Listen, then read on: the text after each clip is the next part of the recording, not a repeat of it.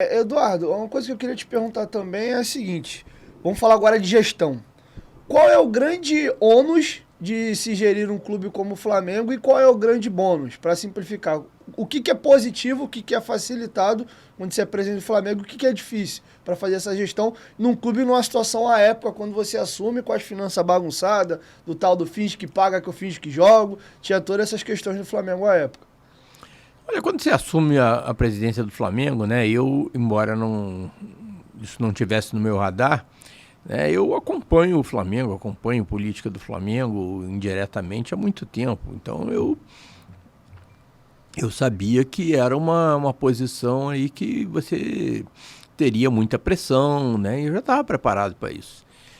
Então, o grande ônus, né, eu não vejo assim nada assim como um grande ônus, né? São pressões, são dificuldades que a gente sabia que ia enfrentar. É claro, quando a gente chega lá e aí começa a botar as contas em dia, começa nem colocar as contas em dia, né? Você faz uma auditoria para ver exatamente qual é o tamanho do buraco, qual é o tamanho da encrenca, você vê que era muito maior do que você pensava, né? Você, é claro, vê que a dificuldade é um pouco maior. Mas a gente, quando entra nessa, sabe que tem que passar por tudo isso, né? No meu próprio discurso de posse, né, eu falei que claramente esse discurso circula aí estavam filmando e tal, não sabia, né, mas circula aí na internet, no YouTube, né? Eu falo que o Flamengo tem um passivo financeiro enorme, mas maior do que o passivo financeiro é o nosso passivo ético, passivo moral. O Flamengo tem 40 milhões de torcedores, teria que estar dando exemplo para eles e, ao contrário, só dá exemplo negativo. Aí eu falei, nós vamos virar esse jogo, nem que isso custe muito sacrifício na área esportiva, na área social, mas o Flamengo tem que limpar o seu nome, o Flamengo tem que cuidar da sua reputação e tem que ser exemplo para esses 40 milhões de torcedores, né? Boa parte deles crianças, boa parte deles pessoas humildes. E foi assim, eu sabia que para a gente conseguir isso, a gente teria que fazer muito sacrifício, e fizemos muito sacrifício, sofremos o diabo, né? 4, 5 anos, e eu agradeço muito, mas muito mesmo a nossa torcida por isso.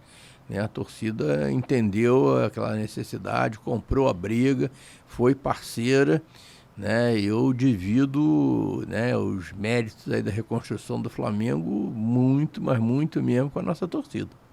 Gui, pede para dar uma desligada lá um pouquinho, tá um pouquinho forte. Vamos lá. Uma coisa que eu queria te perguntar também, Eduardo, você falou que a torcida do Flamengo foi fundamental no processo, mas eu me recordo muito bem do começo desse processo, que era, eu não quero saber de DARF pago não, eu quero título. Tinha muito Isso essa é minoria. discussão.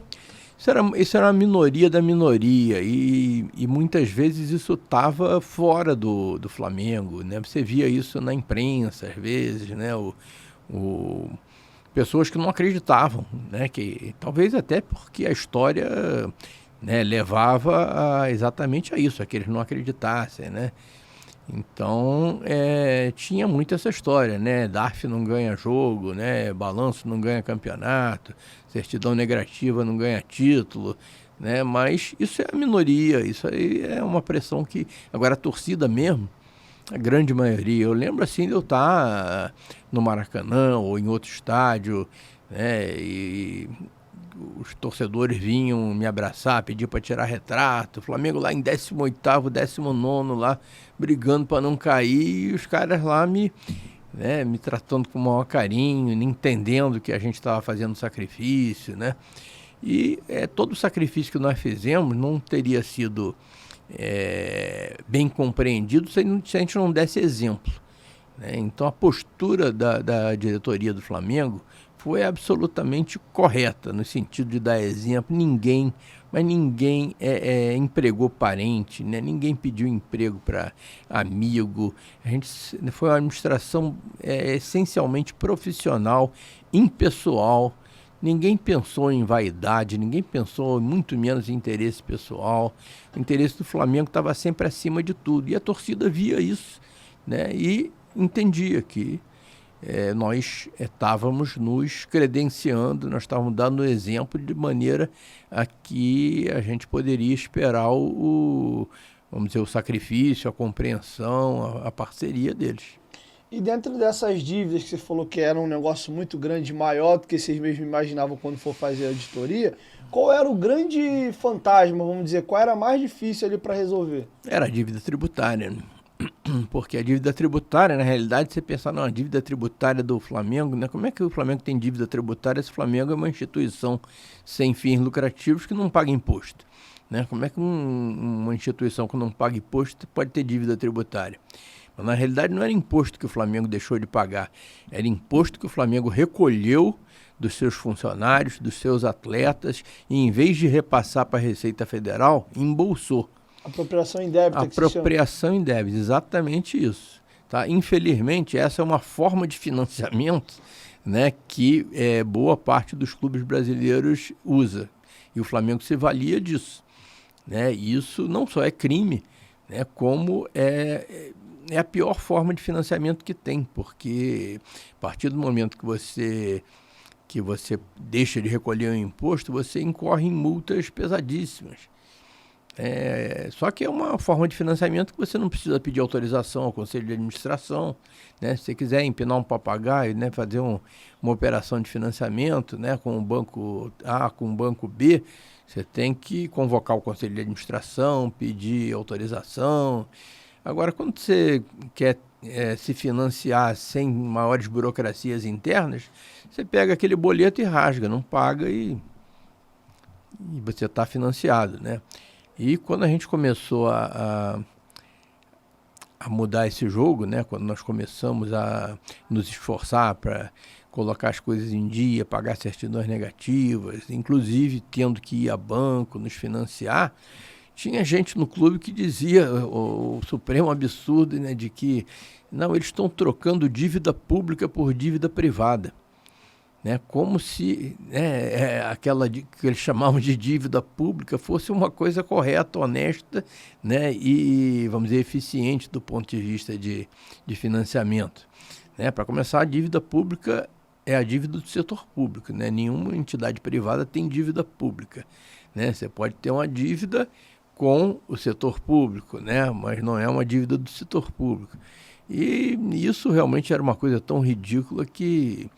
E pior que está tudo isso gravado, né? E tem gente importante que dizia isso, né? Que está hoje no Flamengo de volta, né? Fazer o que é.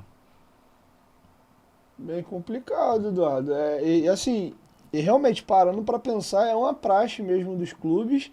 E assim, me assustou o termo que o senhor colocou do financiamento. Era encarado assim mesmo? É um financiamento, né? Não é? Você desconta e embolsa, não repassa. Pois é. Na realidade, o que você está fazendo ali? O dinheiro não é seu. Né? O dinheiro está lá para você guardar durante alguns dias para recolher ali. Tem que emitir uma guia e recolher aquele imposto que você reteve e recolhe a Receita Federal. Ou a contribuição previdenciária, você recolhe a Previdência. Né? E se você fica com esse dinheiro para você, o que você está fazendo? E isso daí não é uma forma de financiamento, é uma forma de financiamento criminosa, mas é uma forma de financiamento. E era isso que era praticado pelo Flamengo, não só pelo Flamengo. Sim, quando a gente foi trabalhar a questão do Profut, né, que foi vamos dizer, o programa que refinanciou essas dívidas todas, né, o Flamengo tinha uma dívida muito grande por conta disso, mas não vou dizer todos, né? Praticamente todos os clubes brasileiros tinham. Né? Então, essa é uma forma de financiamento que era muito comum e, infelizmente, né, alguns clubes ainda praticam.